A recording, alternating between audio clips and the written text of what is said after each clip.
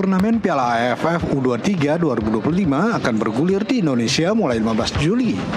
Indonesia yang menjadi tuan rumah berada di grup A. Garuda Muda akan dihadapkan pada persaingan yang tak bisa dianggap enteng. Selain Filipina dan Brunei Darussalam, ada Malaysia yang akan jadi lawan untuk Hoki Caraka dan kawan-kawan. Timnas Garuda akan memulai peruntungan dengan menjamu Brunei pada 15 Juli 2025. Berselang 3 hari, Indonesia bersua Filipina, dan laga terakhir Garuda Muda akan bentrok dengan sang rival Malaysia pada 21 Juli. Pelatih Indonesia U23, Gerard Vandenberg, punya target yang jelas pada ajang AFF U23 2025 ini. Pelatih asal Belanda itu tidak ingin hanya sekedar melaju ke final, akan tetapi membawa Indonesia meraih gelar juara AFF U23. If you play a tournament, you always try and think that you give everything.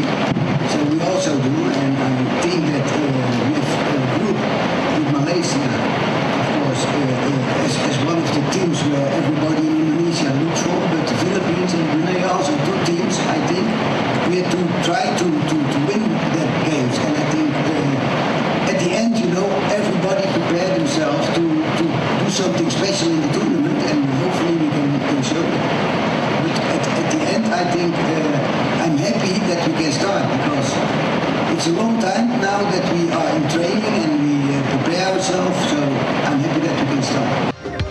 Timnas Indonesia U23 telah merampungkan persiapan Piala AFF U23 2025. Pelatih Gerard Vandenberg telah menetapkan 23 pemain yang akan memperkuat skuad Garuda Muda di ajang yang berlangsung di Indonesia mulai 15 hingga 29 Juli 2025. Dari Jakarta, Rama Arhanu, Jurnal Sen TV melaporkan. Ya pemirsa, jam 8 malam ini waktu Indonesia Barat, tim nasional Under-23 Indonesia mengawali perjuangan di Piala AFF 2025 melawan Brunei Darussalam. Banyak yang memprediksi laga nanti tidak akan terlalu ramai karena di atas kertas, kualitas Garuda Muda di atas timnas Brunei Darussalam. Benarkah demikian? Dan bagaimana peluang timnas kita di laga perdana hari ini? Kita akan bahas bersama narasumber yang sudah hadir di studio. Ada Presidium Supporter Timnas Indonesia, Richard Ahmad Supriyanto. Bang Richard, apa kabar? Kabar baik, Mona. Kita lihat ke belakang dulu ini. Ayo Garuda Muda raih 3 poin pertama. Coachnya sepertinya bilangnya seperti itu ya. Kemudian oleh pemain, oke, bos gitu ya. Optimistis menang dong ya? Optimis pasti. Kalau kita lihat statistik yang sebelumnya ya, maksudnya gitu ya. Sebelumnya itu Indonesia tanggal 3 Desember 2019, kita menang 8-0. Oke, 8-0, ya. oke. Artinya kalau Gerard mencantangkan itu optimis. Oke, kalau misalnya optimistis menang, ini kan memang kita tuan rumah ya. Betul. Tapi ini andil dari supporter ini juga tidak bisa kita sepelekan. Nah, kira-kira animo supporter untuk melawan tim Brunei tinggi atau rendah? Karena ini weekday ya. Weekday posisinya tengah, saya nggak ambil tinggi, nggak ambil rendah. Tapi yang pasti semangat teman-teman mendukung pemain ke-12 untuk timnas itu nggak surut, tetap ada. Memang ini kan mainnya lawan Brunei, tapi nggak terlalu tinggi tensinya. Tapi berikutnya lawan Filipina, apalagi Malaysia, itu akan tinggi naiknya. Artinya kalau bicara mesin kan pelan-pelan naik. Baru ngegas gitu ya.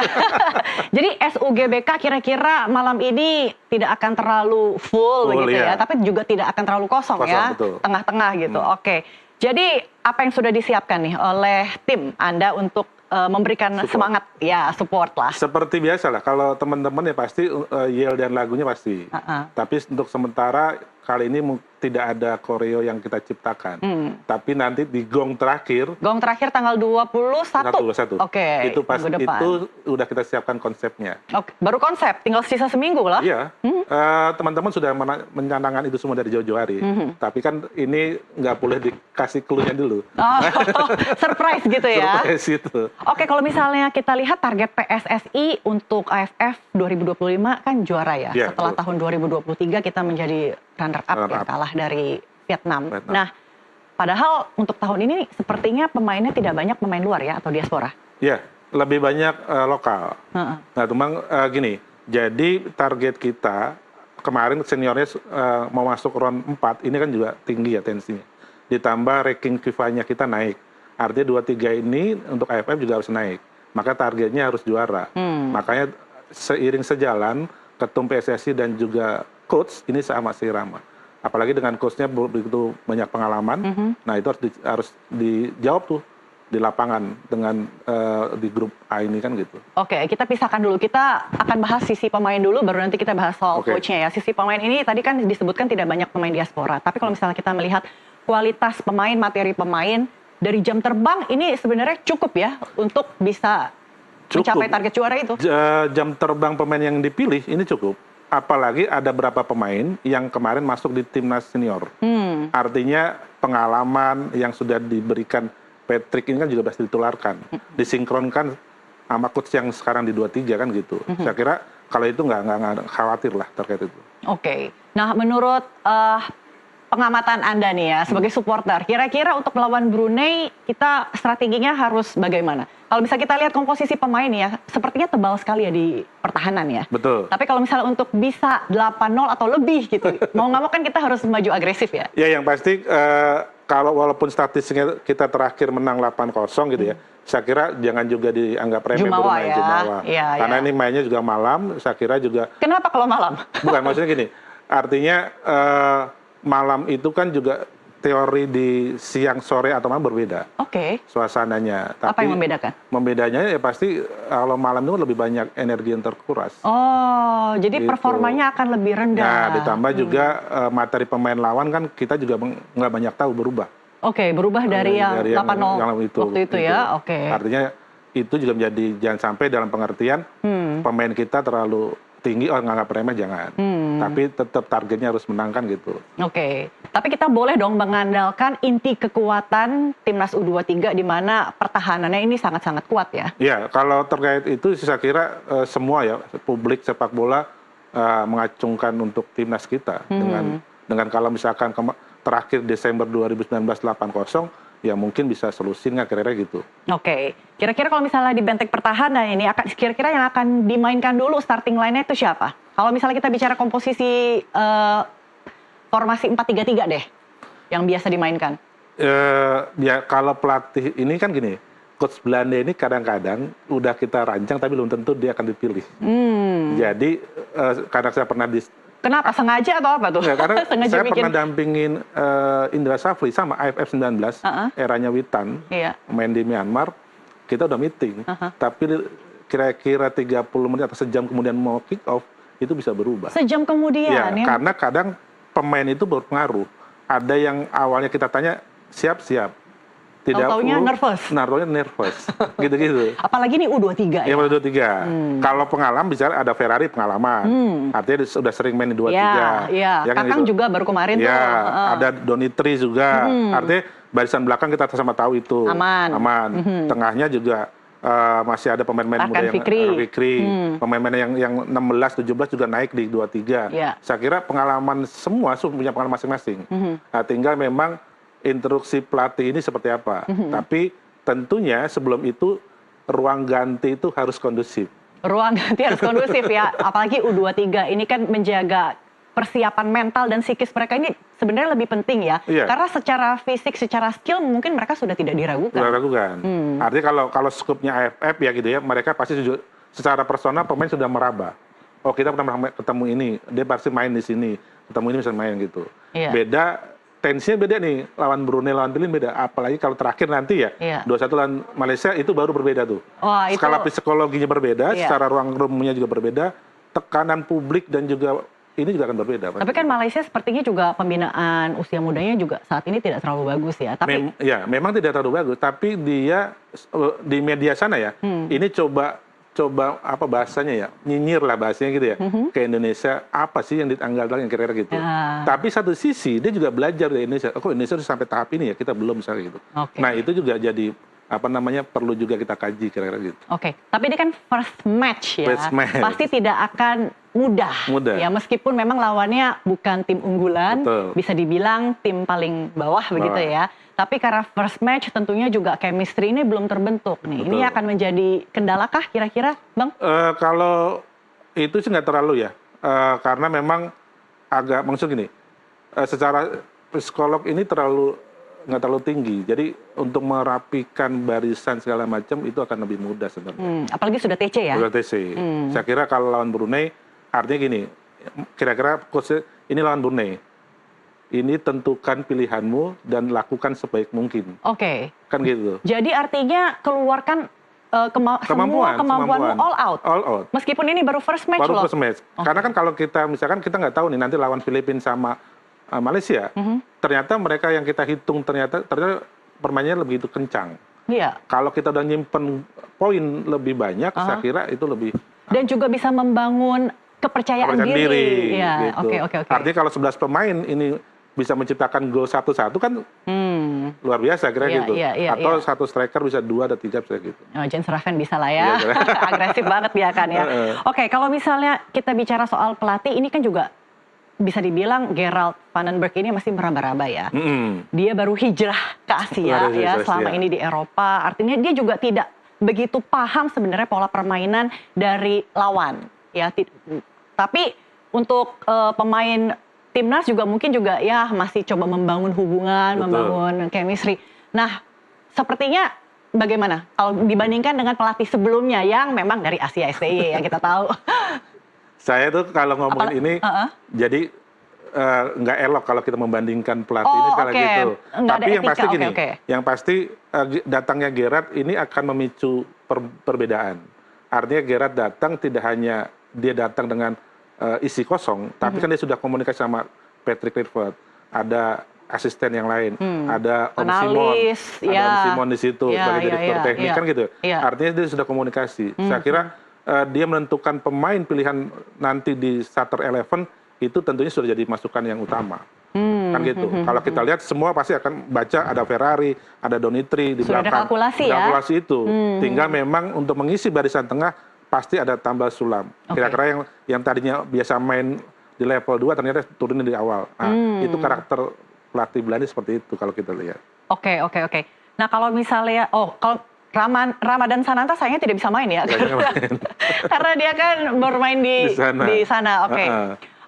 Kalau misalnya kita lihat nih, memang tidak elok kalau membandingkan pelatih sebelumnya terdahulu dengan yang saat ini ya. Cuman kalau misalnya boleh nih sebagai supporter juga ya, kita melihat kalau yang dulu aja materi pemainnya nggak sebagus sekarang dan bisa runner up, apalagi yang sekarang, boleh dong kita target juara, bukan juara fase loh, tapi juara AFF. Artinya kalau itu pasti sudah diucapkan federasi, kan begitu ya? Iya. Artinya tinggal mengamini bahwa Coach Gerrard sudah sampaikan, kemarin pelatihnya STY, target yang kita canangkan ini, tapi dia up sampai melampaui ekspektasi. Artinya kalau sekarang kita canangkan, sanggup dong, dengan kan gitu, dengan materi pemain yang ada. Artinya itu udah pasti jadi apa namanya, kesepakatan dua belah pihak bahwa dia menangkan untuk megang. Apalagi untuk pengalaman dari Gerald Van den Berg sebenarnya cukup baik ya dalam pembinaan usia muda ya di liga di Belanda maksudnya. Jadi kalau Gerrard ini sama Om Simon sama, dia punya apa nih ya, intelijensinya kuat untuk memilih pemain muda. Dia bisa melihat talenta talentanya. Saya kira dengan pilihan yang ada juga ini menjadi catatan karena ada beberapa pemain yang sempat dicoret ternyata diambil lagi. Artinya dia punya melihat ada potensi di situ. Kalau bisa digembleng gitu lah ya dengan baik, dengan dikasih momentum dan juga waktu yang cukup, saya kira ini bisa dipoles kira-kira gitu. Oke. Sebenarnya kalau kita melihat dari jadwal nih yang tadi kita sempat singgung di awal, bisa dibilang kita diuntungkan ya. Mulai dari yang pemanasan mesin dulu, Brunei, kemudian selang 3 hari ke Filipina, yang ya masih bisa lah ya di atas kertas kita masih unggul. Kemudian Malaysia yang mungkin harus sedikit dapat perhatian. Iya, karena di luaran sana, artinya di beberapa warung kopi gitu katakan, itu justru termasuk beberapa teman-teman media justru membahasnya bukan Brunei, langsung di tanggal 21-nya. Oh iya, karena dianggap 2 awal itu tidak perlu menjadi khawatiran. Iya. Justru khawatirnya karena ini rival yang sangat tetangga sangat berisik, kira-kira kan gitu. Tentu perlu harus dihadapi dengan kenyataan kan gitu. Tapi jangan jumawa tadi yang kita bilang kan, karena kalau misalnya kita bisa mengamankan 6 poin di awal, artinya pertandingan melawan ke depannya itu akan lebih ringan nggak sih? Karena kan pasti kan pelatih pengen juara grup. Kalau juara grup dia ngitung di sebelah ini siapa yang diumumkan siapa yang tidak. Ada ketemunya silangnya begitu. Makanya di beberapa tempat saya diundang juga sama pembahasannya. jeda ini, tapi justru langsung ke tanggal 21 lawan Malaysia gitu. Karena itu yang jadi khawatiran publik jadi gitu fokus lah ya. Fokus di situ dan termasuk beberapa pemain kira-kira oke nggak, siap tidak, kira-kira gitu. Kita akan lanjutkan pembahasan ini usai azan maghrib, Bang Richard. Pemirsa tetaplah bersama kami, kita akan masuk ke azan maghrib untuk wilayah DKI Jakarta dan sekitarnya.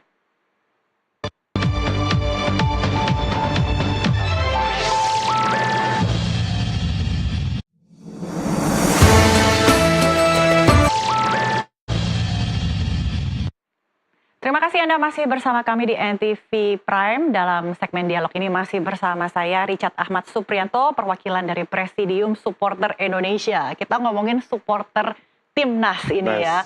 Kadang-kadang kalau saya baca-baca, supporter itu kan memang mereka sudah bersusah payah ya. Hadir, meluangkan energinya, waktu, kemudian energi gitu. Tapi kadang-kadang kalau melihat ada supporter yang tidak bersikap baik gitu, rasanya kecewa juga ya. Pasti. Apa sih suka dukanya? Supporter Timnas ini kan sekarang kita lihatnya multi ya. Artinya ada supporter murni yang memang didukung klub langsung pindah nonton karena pemainnya jadi pemain Timnas. Ada supporter yang memang dia penyusup. Bukan. Memang supporter dia ikut gaya hari ini. Apa tuh? Ya hari ini kan semua siapa yang nggak pengen nonton Timnas? Ya kan gitu. Nah, dua kutub ini yang berbeda. Ada yang organik, ada yang tiba-tiba muncul. Instan. Instan, karena perlu eksistensi di media sosial kan gitu. Nah, itu gayanya berbeda tuh. Karakter mereka berbeda. Kalau yang organik ini memang dia katakan ini kita mau bikin koreo, kita sumbang uang dari pribadi mau. Tapi belum tentu yang tadi saya sebutkan yang kedua, belum tentu dia mau akan. Karena mereka punya agenda pribadi. Gitu. Itu salah satunya. Kemudian yang keduanya, tentunya yang organik, dia akan bela-belain nonton pujaannya, Timnasnya, ya kan? Penggawanya, agenda jadwal pribadi dilepas. Tapi kalau yang tadi yang kedua belum tentu. Yang demi eksis itu. Gitu. Jadi ada beda loyalitas gitu ya. Nah, dari kedua kubu ini, dampak yang mereka timbulkan itu terhadap keseluruhan Timnas. Kalau bicara dampak keseluruhannya semua jadi satu. Artinya kalau misalkan kita komandoin harus bergelombang, dia ikut bergelombang. Tapi kalau kita untuk instruksikan misalkan nyanyi 90 menit belum tentu. Yang kelompok 2 ini ikutan. Tapi paling dia ikutan yang Ayo Indonesia saja. Tapi selebihnya dia hanya ngikut momentum. Kalau permainnya lagi bagus, kita menyerang, dia pasti ikut nyanyi. Tapi kalau saat kita diserang, dia bertahan tidak mengeluarkan narasinya atau kata-katanya. Tapi dua-duanya kalau misal euforia dong ya. Tapi ketika kalah bagaimana tuh? Kalau kalah ya artinya yang organik tetap semangat dia menyanyikan yelnya. Iya, karena dia tetap memuja penggawa dia ya apapun itu hasilnya. Kalau yang tadi demi yang eksis itu belum tentu dia. Mungkin lebih dahulu meninggalkan kursinya. Atau mungkin justru mereka di media sosial malah menjadi yang menghujat begitu ya. Tapi yang menariknya, yang kelompok yang tadi saya sebut itu, dia akan penasaran atau kepo. Gimana sih caranya bisa jadi seperti Capo, gimana sih caranya teman-teman bisa ngorganir itu segalanya. Itu lebih gitu. Bang Richard, terakhir sebelum kita tutup, pesan-pesan sebelum nanti bermain pada jam 8 WIB. Teman-teman yang pasti untuk mendukung Timnas 23 ini, jangan lupa berikan yang terbaik, nyanyikan yang terbaik, dukungan untuk Timnas kita. Jangan terpancing hal yang tidak diinginkan, karena kita menjaga supaya Timnas kita bisa lolos di kemudian hari, 2026 itu harga mati target, dan juga ratingnya bisa naik terus. Belum sampai ke sana, nanti akhir tahun masih ada kan? Masih ada SEA Games, masih ada Piala Asia. Harus dari sekarang dikasih. Baik, dan juga jangan lupa, jangan untuk supporter ya. Kita harus dukung 100.000% untuk Timnas Garuda Muda, jaga ketertiban, kita hargai tim lawan. Dan untuk Garuda Muda Indonesia, Cayo ya untuk malam ini. Yang pasti kita harus respect. Respect itu dia. Thank you Bang Richard atas waktunya dan obrolannya. Pemirsa NTV Prime Dialog, NTV Prime masih akan kembali dengan NTV Insights. Masih bersama saya dan nantinya rekan saya Gabriel Yoga. Tetaplah bersama kami.